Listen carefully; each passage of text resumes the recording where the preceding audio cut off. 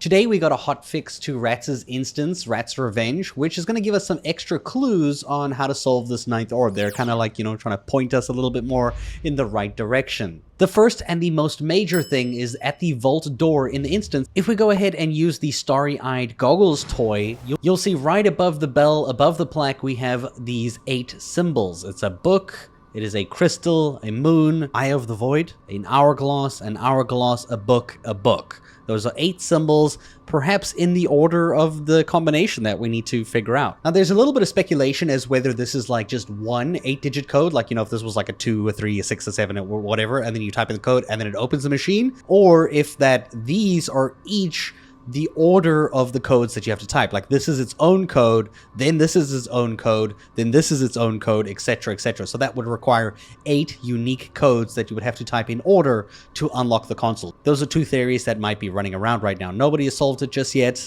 as I would have mentioned. But there is one code that seems to have some feedback, which I'll try at the machine and show you how it works later. Now, the other change that they've made to this instance, now with those goggles still active on your screen, you'll notice that there are several objects that are now like glowing. You'll see Ratt's journal, the final chapter, is now glowing as if it's like, part of the puzzle, it's part of the clue. Of course, we've already read this one. There's also an hourglass that has a cake on it. And the cake and the hourglass have these, different sparkles above it as well. So the hourglass, which is the same hourglass that we saw above the door over here, which obviously resembles something. Now that's it for this room, but throughout the instance there are other glowing objects. Like, for example, if we go out here, out the Fell Cycle room, and we go ahead and use the crystal in this room, right? So we click the crystal, we use our relic of crystal connections to teleport inside. You'll see there's also the book over here that's glowing. So basically all of Ratt's journal pages and books are glowing in the instance.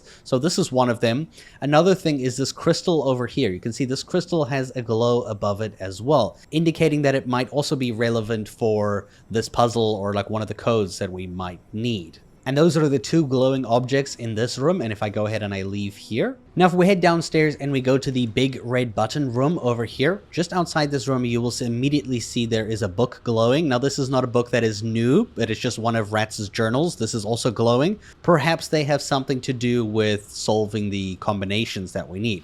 But anyway, inside this big red button room as well, the one with the symbols on the floor, you will see there is another book on the table. There's another journal page, essentially, that you can go ahead and read.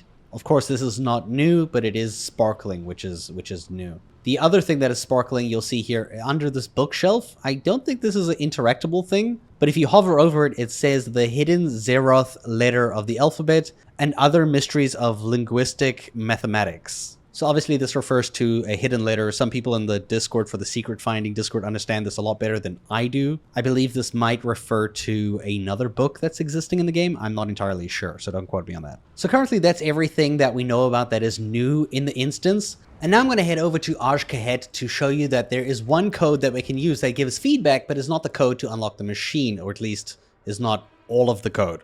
Who knows? Anyway, we're going to this cave over here where we found Rats originally at Faerun's Advance. This is what the cave looks like. If you haven't seen it before for some reason, you're going to go all the way to the back right of it, and you're going to jump through that hole up there. Once you've fallen in here, you're going to go ahead and use those starry-eyed goggles, and this will reveal a platform directly above the candles over here. You can click the crystal, hit the relic of crystal connections. This will teleport you up here. And then we can now interact with this console, which is going to let us type in a code. Now, the code that people have found that gives feedback, which is actually something they had to fix for this update, is technically a date. It's the 23rd of November, 2024, but it's typed in the American way. So the month first. So 11 for November, 23 for the date, and then 2024. Hit submit.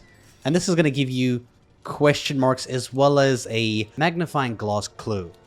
It's some sort of feedback. I don't know if this is maybe one of the combinations that we might need to use, but it does not open up the encrypted chest next to you. So it's essentially just gives you a new feedback thing, but doesn't exactly tell you why. You can also note that the Eye of the Void is that little N'Zoth eye that we saw above the door in the vault. which obviously teleports you to random locations around the world. But hopefully these clues are enough to help us get somewhat of a footing to figure out the next few steps of solving this puzzle, hopefully soon. Again, I should have a video up as soon as it is solved. But yeah, thank you for watching, and good luck if you are trying to figure this out yourself as well. So see you around.